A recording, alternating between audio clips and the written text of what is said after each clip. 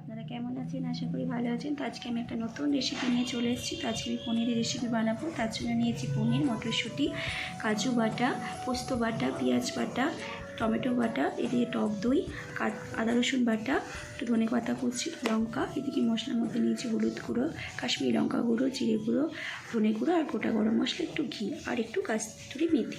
তো দেখুন, চলুন শুরু করা যাক রেসিপিটা। তো কড়াইতে তেল দিয়েছি, দেওয়ার পর এবারে পনিরগুলো দিয়ে দেব। পনিরগুলো হালকা করে ভাজবো, বেশি ভাজবো না।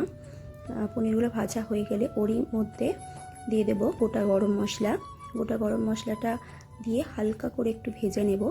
দেওয়ার পর ওর মধ্যে দিয়ে দেবো পেঁয়াজ বাটা। পেঁয়াজ বাটাটা দেওয়ার পর একটু নেড়ে চেড়ে নেব। একটু লাল লাল হয়ে গেলে ওর মধ্যে দেব কাঁচা লঙ্কা, তারপরে দেব টমেটো বাটা।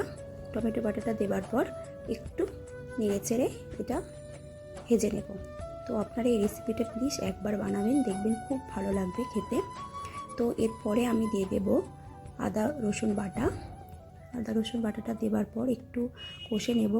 কষে নেবার পর ওরই মধ্যে দেব কড়াইশুঁটি। কড়াইশুঁটিটা দেওয়ার পর একটু ভেজে নেব ভালো করে। ভেজে নেওয়ার পর ওর মধ্যে সব মশলাগুলো দিয়ে দেব। হলুদ গুঁড়ো, কাশ্মীরি লঙ্কার গুঁড়ো, ধনে গুঁড়ো, জিরে গুঁড়ো আর স্বাদ মতো লবণ দেবার পর ওটা ভালো করে একটু কষে নেব। কষে নেবার পর দেখুন রঙটা একটু চেঞ্জ হয়ে গেছে, লাল হয়ে গেছে। তো ওর মধ্যে এবার একটু দিয়ে দেবো ধনে পাতা কুচনো। ধনে পাতা কুচনোর পর দেওয়ার পর ওটা একটু ভালো করে নেড়ে চেড়ে নেব। তো হালকা একটু আমি এর মধ্যে জল দিয়ে দেবো, অল্প করে দিয়ে একটু ফুটিয়ে নেব। তো দেখুন কি সুন্দর রং এসে গেছে। তো এটার মধ্যে এবার দিয়ে দেব কাজু বাটা, তারপরে দেব পোস্ত বাটা, তারপরে দেব ফেটানো দই দিয়ে ভালো করে এটা নেড়ে চেড়ে নেব। নেবার পর দেখুন রঙটা এসে গেছে। তো এর মধ্যে আমি জল দেব। তো বেশি জল দেব না, একটু গরম জল হালকা করে দেব, বেশি দেওয়ার দরকার হবে না পনিরের তরকারির মধ্যে।